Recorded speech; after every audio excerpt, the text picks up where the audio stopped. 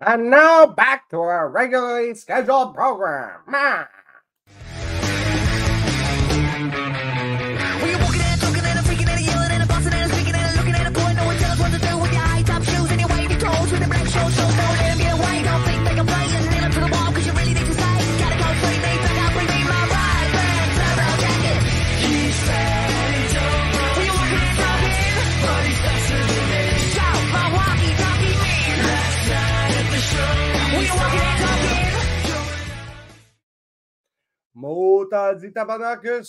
Welcome into another edition of the Worst Fantasy Show. I am your host with the least, Jack Lucenay. Y'all know the drill by now. This show, no sponsors, no bullshit. If you want to support us and help us grow, all you got to do is super kick that subscribe button and maybe send a few questions, some ideas for the show. Send them through to @Jack Lucenay on all my socials, or you can hit me up by email, worstsportschannel@gmail.com. So very important show today. We are going through the 5 best and the 5 worst schedules for fantasy football. The NFL schedules having recently been released. Before we get into that, though, I want to announce to you guys that we are moving back officially to the live format of the show. So in season, I usually do 3 shows a week. Sometimes I was doing pre-record, sometimes I was doing live. We are going to be doing 3 live shows a week for the fantasy football. So the main show on Monday is going to be basically, they're all going to be around 7, 8 Eastern.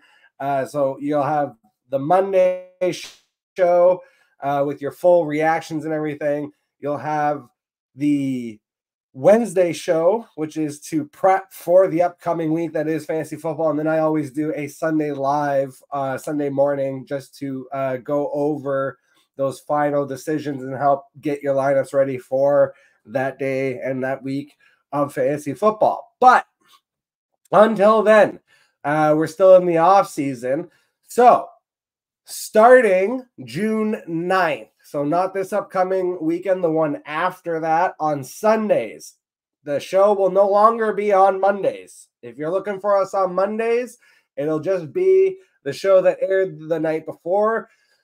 So we're going to do Sunday lives at 7 p.m. Eastern Standard Time up until basically September when we move back to the full live schedule for fantasy football. But like I'm saying, until then, every Sunday night, I'm going to be here to replace Sunday Night Football for you and help you get ready for the fantasy football season. And I'll be doing so live. So it would be awesome if you guys could come join in, especially drop questions during the show. I'll try and get some guests here and there. But worst case scenario, we'll be able to hang out together. And I'll still have some subjects ready to do a general show like I'm doing right now in the pre-records. But we'll get that live interaction, hopefully, from some of the fan base out there. And so, like I'm saying, make sure you super kick that subscribe button. You're going to want to get notified. The live shows, we're going to do them every week, Sunday, 7 Eastern Standard Time. So now that we've got our scheduling out of the way, we're going to get into the fantasy football schedule. So just to kind of outline where I pulled this from, I didn't just pull this out of my ass. There is a little bit of method to the madness here. Even though I go by the Worst Sports Channel and the Worst Fantasy Show, and even previous to that, if you've been around long enough, you might know me still as the Fantasy Joker. All of that because I can be a very chaotic player in the sense of I don't really lean on a lot of stats.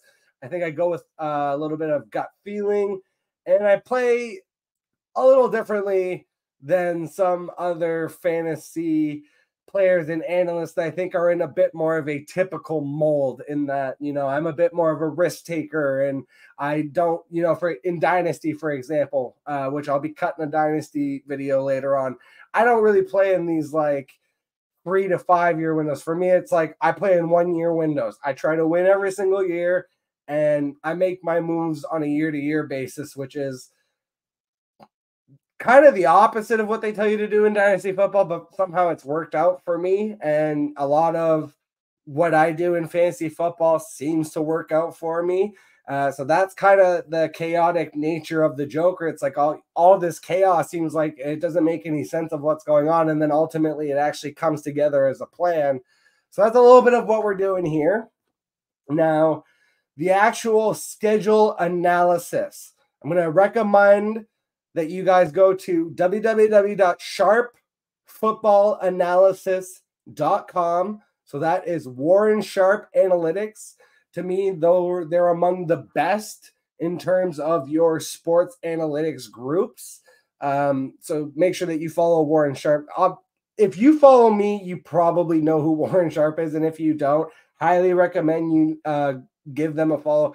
I am not a very toolsy player in terms of fantasy football. I hate trade calculators. I don't use any kind of, I don't use draft aids or websites really. I kind of just rely on how I perceive, a lot of the common analytics that exist out there. And so when you're talking about the schedule, that's like everybody can see the schedule and parse it out in their own form or fashion. I like the way that they do it with Sharp Football Analysis. There are no perfect strength of schedule metrics, but they basically use the 2024 Vegas win totals, so projected win totals, and they kind of use that instead of just incorporating and leaning on last year's records. They lean on a combination of that and the projection. So, and it tends to work out. And this is directly, again, I pulled this is quote verbatim from their website, but it is true. Of the 15 teams that actually had the easiest 2023 schedules, again, per Warren Sharp Analytics, 10 of those teams went to the playoffs. So you had the Cowboys, Packers, Texans, Bills, Dolphins, Buccaneers, Eagles, Lions, 49ers, and Chiefs. And on top of it, 9 of those 15 went over their win total. So their expected win total. And of the 17 teams that actually had the hardest 2023 schedules, only 4 of those teams went to the playoffs, being the Steelers, the Browns, the Ravens, and the Rams. So that's 4 out of 17 going over their win total. So that means there were 13 teams that either met the win total or actually went under it. And obviously, wins and points often being correlating categories, points being stats being fantasy points, getting real simple with it. So we will start with the 5 easiest slam dunk schedules for fantasy football. Do you want to see me dunk? Sure. Yeah? Okay. Are you guys ready? Am I? I'm okay. Don't worry. Does that always happen? So again, this is based off of the list from Warren Sharp Analytics. So www.sharpfootballanalysis.com. Make sure you guys go check that out. The 5 easiest schedules in order: the Atlanta Falcons, the Los Angeles Chargers, the Chicago Bears, the New York Jets, and the New Orleans Saints. So let's parse through that one by one, starting with the Atlanta Falcons. Their first 3 weeks are actually a lot more difficult than what would be the rest of their season. So you have the Steelers, Eagles, and Chiefs. That's a pretty rough lineup for your first 3 games of the NFL regular season. So they're going to be tested early. So that's something you have to be aware of if you are drafting Falcon players like Drake London, Kyle Pitts, Bijan Robinson, and even perhaps Kirk O'Chains. Just temper your expectations for those opening weeks and be wary that you may need to hold them through some, maybe rougher performances for fantasy football to be able to capitalize on the rest of their schedule, which does actually line up pretty well. They get to play the NFC East and the AFC West. And then they also have matchups with the Vikings and Seahawks. It's kind of the two tougher of the remaining matchups. Their playoff schedule, though, this is where it gets juicy for the Atlanta Falcons. So again, reminder that, and this is actually a good way too to mix your redraft teams in particular, is knowing that, okay, if I'm taking Bijan Robinson, for example, with my first overall pick, I'm going to want a player from perhaps one of these next teams that is going to have an easier opening 3 weeks to kind of cover me, because Bijan is going to really come on strong later, or Drake London, or whoever, Kyle Pitts, whoever it is from the Atlanta Falcons. So just be wary again that Steelers, Eagles, Chiefs, those are 3 tough defenses normally that they're going to have to face in a row with new coaching, new quarterback. There may be some growing pains there for sure. And by the time they get to the playoffs, though, now all of a sudden, those last playoff weeks for fantasy football, again, not real football playoffs, I'm talking about fantasy football playoffs. So it matters for us as fantasy players. They're going to face the Raiders, Giants, and Commanders. So that's a much easier schedule down the road. Those are potentially, especially against the Giants and the Commanders, those are teams that historically you can be had on defense. So I would expect the Atlanta Falcons to do well through the final stretch of the season, because, again, it is going to get a lot easier for them through the rest of the season. But just be wary again that first chunk of the season, which 3 weeks for fantasy football, that's a quarter of your regular season. So just be wary again that the first quarter of their season could be rough waters. And if they make it through that, or if they're really good through those first 3 weeks, I think that's just, even more of an affirmation of how good they could be for the rest of the season. Number 2, the Los Angeles Chargers. And I think this one is very interesting because especially Justin Herbert is going at an incredible value right now. But also just generally, there are a lot of pieces on this team that I think you can get at a value. So when you're talking about those wide receivers, Quentin Johnston, I think the rookie wide receiver, cold-ass Lad McConkey, is going the highest. So the fact that you can take free shots on a Quentin Johnston or a Joshua Palmer or whoever it is that you like in that room beyond, for me, it could even be Brendan Rice in really, really deep leagues or in deep dynasty leagues as a stash. In the running back room, Gus Edwards, again, going as a late value. He's definitely going to fit in that Greg Roman system, going to be a touchdown guy. I prefer him in best ball as opposed to having to actually feature him in like a starting lineup for redraft or even a dynasty lineup, but I don't hate it if he's like your 3rd or 4th running back on the roster that you're kind of depending on as a spot start. But the schedule for the Chargers is actually pretty juicy. The first 3 weeks, they get the Raiders, Panthers, and Steelers. So, the Raiders are definitely an improved defense, but I still don't think I view them necessarily as a top 10 unit, even under Antonio Pierce. I think they still have definitely holes that can be exploited, especially in the pass game. And then you have the Carolina Panthers, which are definitely still, I think, in more of a rebuilding stage. And then the Pittsburgh Steelers, we'll see how things roll with them. Obviously, the defense usually shows up, but those are winnable matchups. And then you end out with the Bucks, the Broncos, and the Patriots. So especially the Broncos and the Patriots, we'll see how their seasons go. But if those two teams are floating trash bags by the end of the season, those potentially present as 2 excellent matchups. Especially, again, you talk about the way that the Chargers are going to want to run their team with defense and the run game. If the Broncos and Patriots struggle with rookie quarterbacks, and if those rookie quarterbacks are still playing by then, And if they're not, then it's presumably because something happened and we're seeing their backups in place, which is just as juicy. The Chargers should be able to win those matchups with strong defense and strong run game.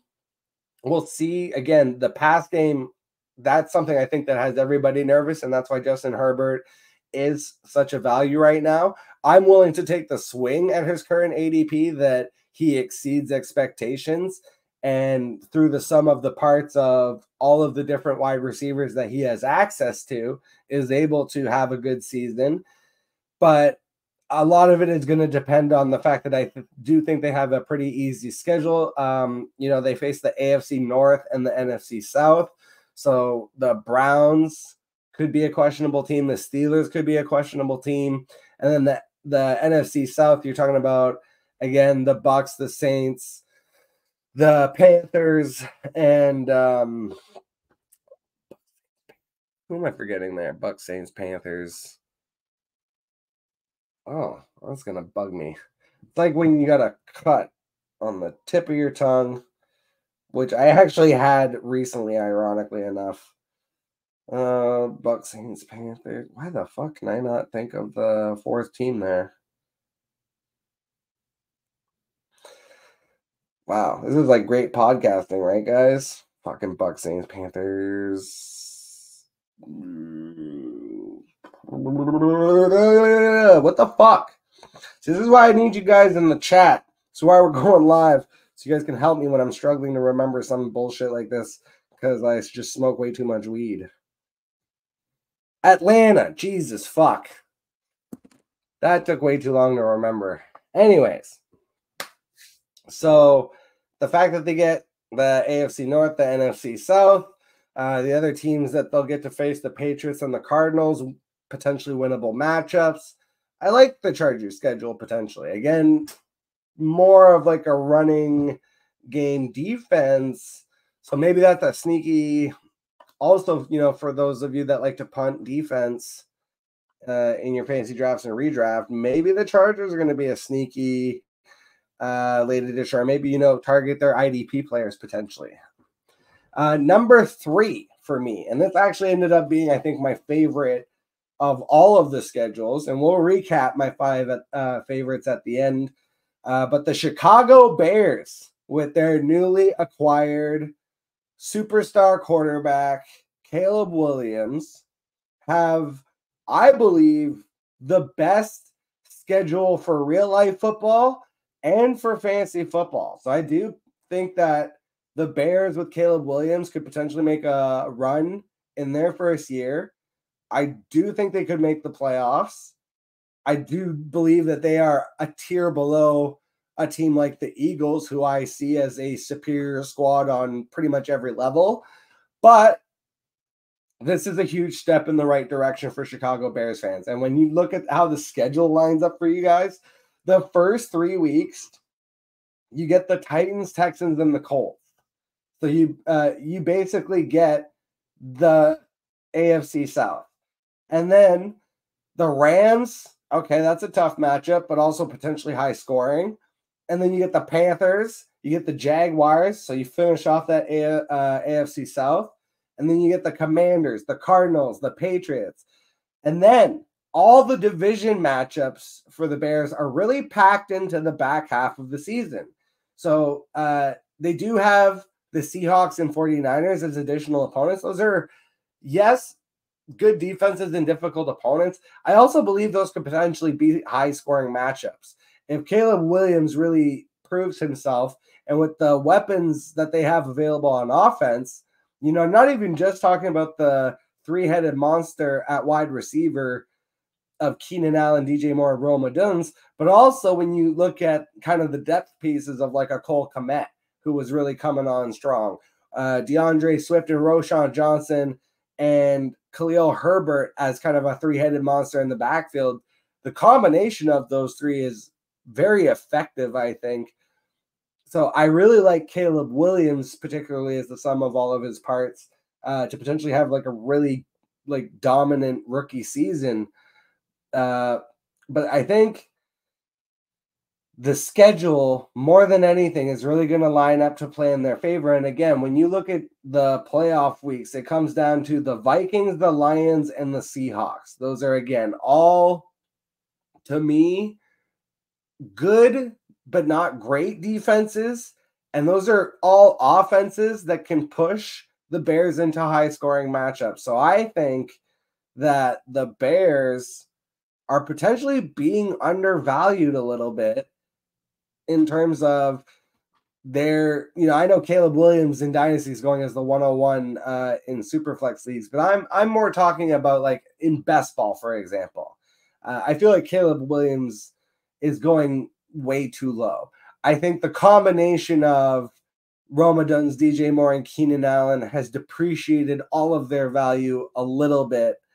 I'm still very in on DJ Moore, even though his ADP is probably the highest. And I actually like Keenan Allen potentially as a value. I think Rome Odunze is the one that's going to get the JSN treatment of he'll have some games, but in terms of his consistency from a fantasy perspective for a season-long process, I'm not buying in at his current ADP. But I really like the prospects and potential of the Bears this season from a fantasy perspective, which isn't something that normally I have like been in on. Like last year, I did invest in specifically the Justin Fields, DJ Moore stack because of the way that I view Justin Fields as a quarterback. He's either going to run or hyper target one guy, and it kind of worked out in that favor where it's like DJ Moore would have these 200-yard games, or Justin Fields would like run for 100 yards, or both would happen at the same time, and then you were really cooking with gas. So I really like the Bears prospects. The only thing that kind of gives me cause for pause anymore is, again, the fact that they kept Matt Eberflus around when I feel like they should have just reset the entire thing with a new coaching staff, because this is just kind of one of those things that traditionally has not always worked out in the NFL, of you bring in kind of the next superstar quarterback, but still with the old coaching regime in place. And then usually by the next year, it feels like that, within a year or two, that coaching regime gets swept out. And now you're having to change offensive coordinator, head coach, and offensive system pretty much for your young quarterback. And we've seen when that happens too many times, you can get Alex Smith syndrome, or, myriad other quarterbacks that have not succeeded because they've had to go through a rotating door of coaches and lacked consistency and weren't able to overcome that for their offenses. At number 4, the New York Jets. So this goes out the window if Aaron Rodgers can't make it through the season. And we are going to know, I think, through the first 3 weeks, because they are going to have the 49ers, the Titans, and the Patriots. So you get the 49ers as a test week 1. And then the Titans and Patriots defenses, traditionally underrated and hard hitting, even if they're not always statistically dominant. Now, the Titans could be an absolute trash bag operation this season with the departure of Mike Vrabel. So we will see how that works out. I think the Titans could end up being on a team to pick on this year in terms of trying to get players facing them, defenses facing them, whatever. But the 49ers defense is still going to be good. The Patriots defense under Gerard Mayo should still be average to above average. And then the rest of the matchups, unfortunately, for the Jets go through the NFC West, which is, to me, one of the better divisions in football, and the AFC South, which I think is underrated in terms of their defensive potential. You talk about the Colts, the Texans, the Jaguars. Like last season, yeah, those teams were not great, but their defenses also weren't horrendous. The Texans are definitely on the come up. I still think those are probably beatable teams. And if you were going to pick a division that you wanted to play against, the AFC South, probably still in, I would say, like the top 2 or 3 options in terms of divisions. So it is still a good schedule overall. And the only other matches that present as potentially difficult are like Vikings and Broncos.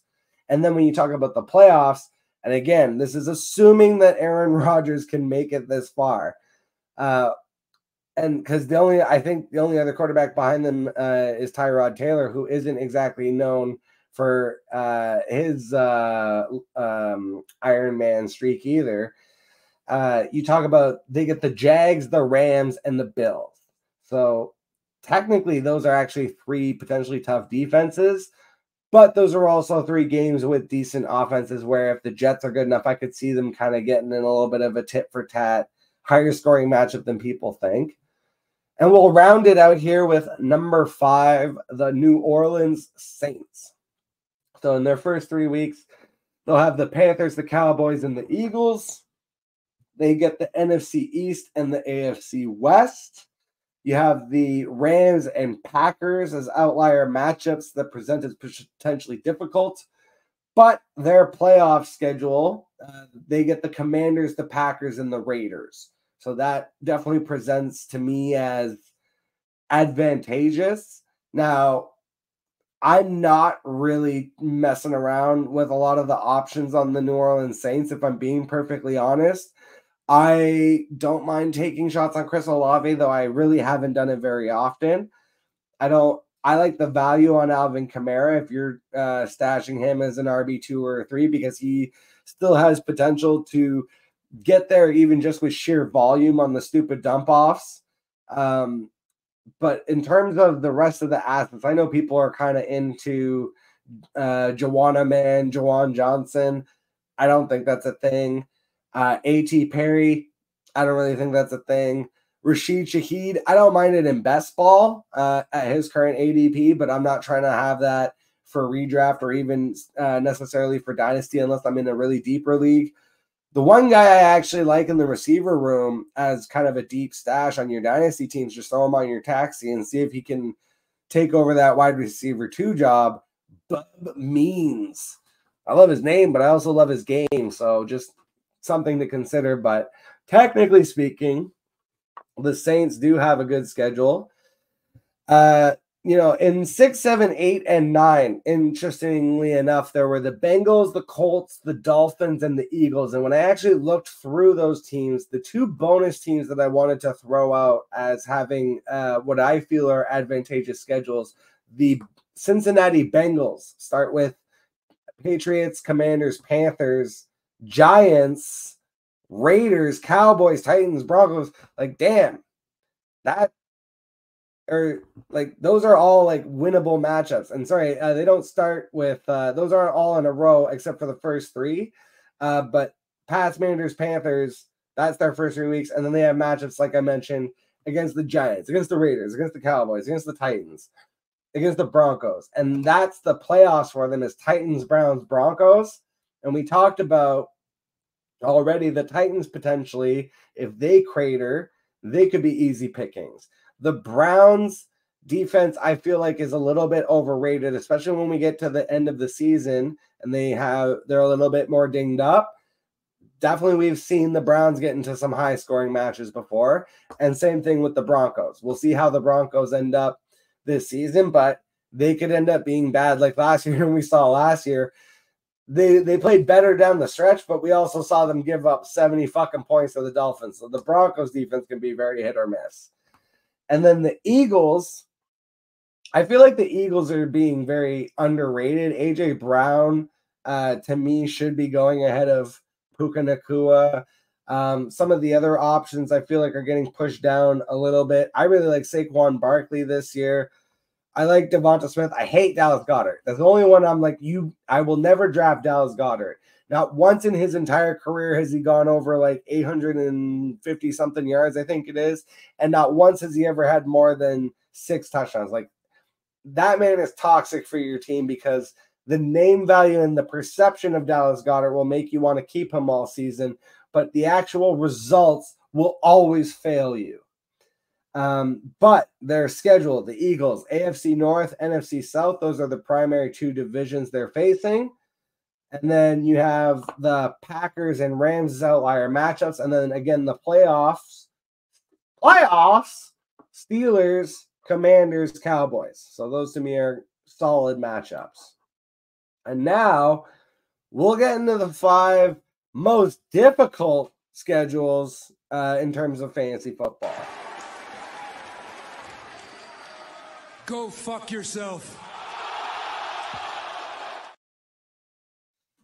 So right off the bat, my Pittsburgh Steelers have by far and away, it seems like, the hardest schedule for fantasy football and for real life. Starting with the Falcons, Broncos, and Chargers. They get to face the AFC West and the NFC East. They get outlier matches against the Falcons and Colts. But this is where it gets real murky, you guys. Murderers Row in the playoffs for the Pittsburgh Steelers. They'll have to face the Eagles, the Ravens, and the Chiefs. That's potentially 3 top 10 defenses in a row for a team relying on Russell Wilson and Justin Fields to quarterback them. So I would just say, if you're going to draft Pittsburgh Steelers, and if they have success through the first half of the season, I would highly recommend that you trade away any assets that you have in the Pittsburgh Steelers. Trade up, if you have Najee Harris and Najee Harris is doing extremely well, or if George Pickens, the new kid Roman Wilson, any of them hit, Freiermuth even, if you are able to trade up and get better assets in exchange, I would definitely do that before your trade deadline hits, because guys, I am telling you, when it comes to the playoffs, the Eagles, Ravens, and Chiefs, that is 3 matchups that are potentially a murderer's row for fantasy football that could literally knock you out of the playoffs. You could be a number 1 seed, and that's the kind of bullshit that creeps up on you, and all of a sudden you lose to the 6th seed in the first round of the playoffs.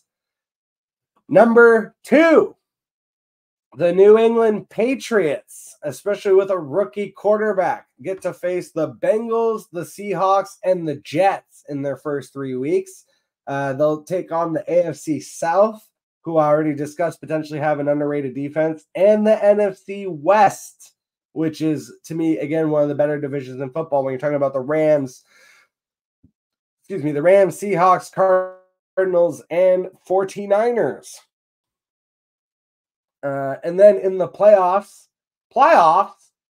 Cardinals, Bills, and Chargers. So potentially the Bills, especially their defense, that could be kind of a stinky low-scoring game. The Cardinals will see how their team reacts. And the Chargers, again, depending on if the Chargers are playing that ground and pound run game defense, it's like that Bills and Chargers versus Patriots, those are 2 games I could easily see end up being like final scores of 20-17, or 20-13, just like gross low scoring games that don't actually get you a lot of fantasy points. Number 3, the Cleveland Browns, their first 3 matchups against the Cowboys, the Jaguars, and the Giants. So the Giants not that bad, but Cowboys and Jags, potentially, those are tough matchups. They also have the NFC East and the AFC West. So they'll have to take on some tougher opponents like the Chiefs and the Eagles, etc.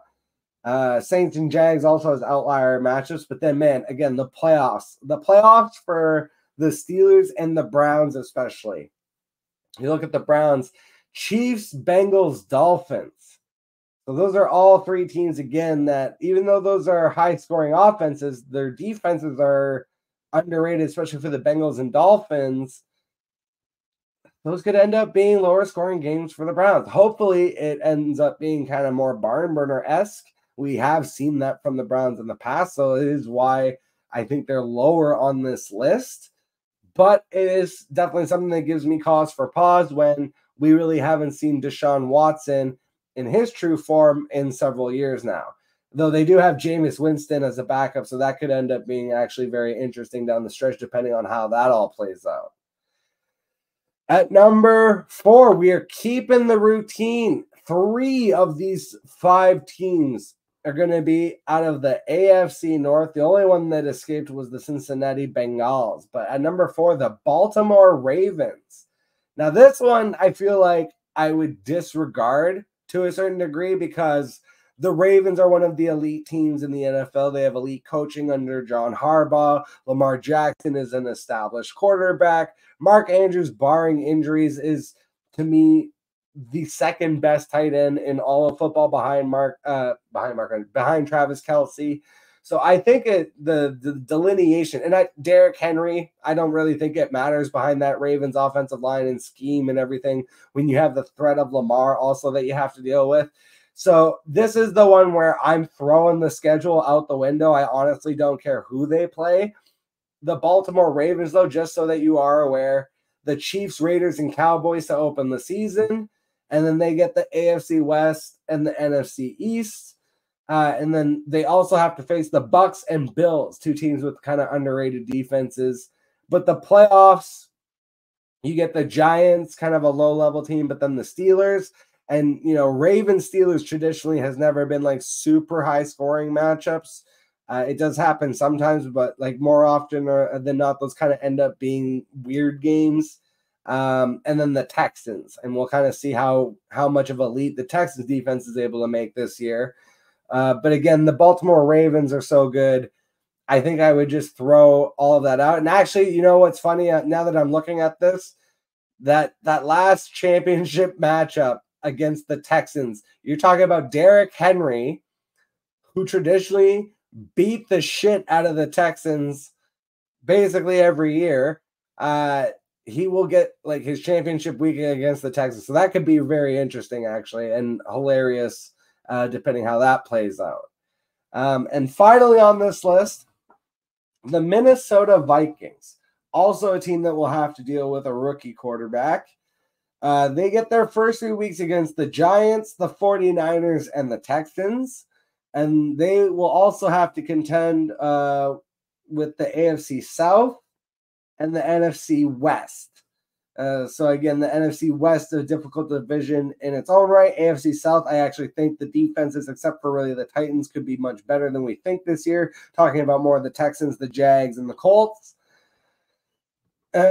And then in the playoffs, you get the Bears, the Seahawks, and the Packers. So 2 division matchups. We'll kind of see where the Vikings are at by the end of the year. Maybe this is, more advantageous for Bears and Packers fans. But I actually don't see that as like a crazy bad playoffs. If JJ McCarthy is able to develop by the end of the year and the Vikings are decent, then I would be comfortable playing them in those matchups against the Bears, Seahawks, and Packers. And we'll go with a bonus too also for the worst schedules. There were kind of some outliers in terms of, I think, teams that people will be targeting in terms of their offenses that I actually think could really disappoint. And those 2 teams that stuck out to me were the Buffalo Bills and the Dallas Cowboys. So with the Buffalo Bills, you're talking about you lose your number 1 wide receiver, Stephon Diggs. And yes, they have adjusted to this offensive scheme under Joe Brady. Now, we will see if Keon Coleman is able to make that year 1 leap as a rookie. Yes, I know people are enamored with his personality. We'll see how much that actually translates on the field. But if he can step into the role, then I'm not really as nervous. But I will say they have kind of a tough schedule. They get the Cards, the Dolphins, and the Jags to open up the season. And then their playoff window is against the Lions, the Patriots, and the Jets. And again, talking about those divisional matchups against the Patriots and Jets, kind of we'll see really where the Bills are at by the end of the season, where those 2 teams are at by the end of the season. That could actually end up being a very advantageous schedule by the end of the season. Could also end up being a really tough schedule by the end of the season. So that's one that I think could really break either way. That's why I did not, I just kind of have them listed as a bonus here. And then the Dallas Cowboys, they didn't really do fuck all in the offseason. So that definitely gives me cause for pause. You talk about, yes, they definitely started clicking in after week 6, after the bye week. But before that, through the first 6 weeks of the season, it was kind of rough. And when you talk about now you're losing Tony Pollard and bringing back Zeke Elliott, who is going to require a certain amount of focus and attention in a kind of different scheme. Well, sorry, not in a different scheme, because the thing about Tony Pollard is like they wanted Tony Pollard to do the opposite of what he's good at. Tony Pollard runs excellent outside zone scheme, which is, running a C gap into the outside of the tackles. They wanted him to run basically up the center's ass. So in A gap, B gap schemes where you're kind of going much more up the middle of the defense. And that's not Tony Pollard's game, but it is technically speaking Zeke's game. So I don't think that the offense as a whole changes that much. I'm not really that worried about CeeDee Lamb, I guess, but it's like I think it's more of a funnel of targets of the fact that they just really don't have anyone outside of CeeDee Lamb and Jake Ferguson beyond like an aged Brandon Cooks. And so I think that for that reason, for fantasy, CeeDee Lamb and Jake Ferguson are still going to be okay, and probably Dak Prescott too, but I wouldn't be totally shocked if it actually all fell apart this year, because I thought it was going to fall apart last year, and it kind of seemed like they were struggling at the beginning of the year, and it could have gone either way, and they kind of pulled it out, but we'll see what happens this year. But the schedule isn't going to make it any easier because they start with the Browns, the Saints, and the Ravens. You get the AFC North and the NFC South. Again, those are all defensive-minded teams for the most part that could present as more difficult matchups than you would expect. But I will say they are also all winnable matchups for the Dallas Cowboys, especially if their defense can play at the level that they played last year. So I'm not that worried, but it is just something to note, as kind of like a lingering concern. And so just to recap, because again, the 5 that I listed are straight from www.sharpfootballanalysis.com. So to recap it all, the 5 easiest per Warren Sharp were Atlanta Falcons, Los Angeles Chargers, Chicago Bears, the New York Jets, and the New Orleans Saints. And then the 5 hardest, the Pittsburgh Steelers, the New England Patriots, the Cleveland Browns, the Baltimore Ravens, and the Minnesota Vikings. And I'll just reconfirm my favorite 5 schedules. So out of all of this research and time and energy, what does this all mean? How do we perceive this information? What the fuck is the point of what I just did? Well, I'll tell you what it is. I now have 5 teams that I'm going to be trying to target for fantasy football in my drafts. And this doesn't mean that I'm only going to draft from these teams. It does mean that sometimes when I am finding myself stuck between 2 players, if I have to decide between 2 guys that I have evaluated basically the exact same or statted out the exact same, like it's flip a coin kind of shit, then I'm going to look at this list and say, okay, well, I'm going to take the guy on the team with the schedule that I think has a better chance at exceeding the expectations, as opposed to the guys on the teams with the tougher schedules that have the chance of underwhelming in terms of those expectations. And again, going back to, we saw it just in the results of out of 15 teams, 10 made the playoffs that were on the easy side of the schedules last year. And on the hard side, we only got 4 of 17 going to the playoffs. And playoffs means wins. Wins usually mean points. And points usually mean stats. And stats usually mean fantasy points for your team. And that is it for this one. Man, this is like one of the more brainier episodes that I end up doing. But it's also one of my favorites because, to me, honestly, I use this compartmentalization of information for the scheduling in conjunction with, what I think about coaching and then the talent of the individual players on the team. And I kind of put all of that into a bowl. I mash it up.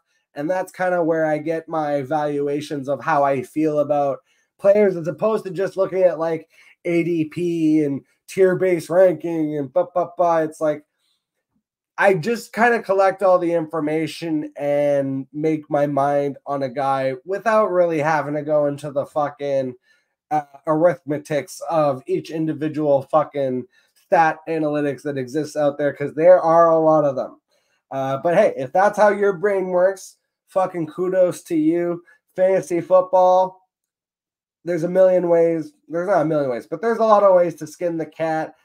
This is just my way. So if this helped you at all, hey, awesome. I appreciate you guys making it this far into the show. If you're still listening, help a guy out. Super kick that subscribe button. Help leave some comments. Fuck up that algorithm bullshit. And until the next time, I'll catch all of you guys on the flip side.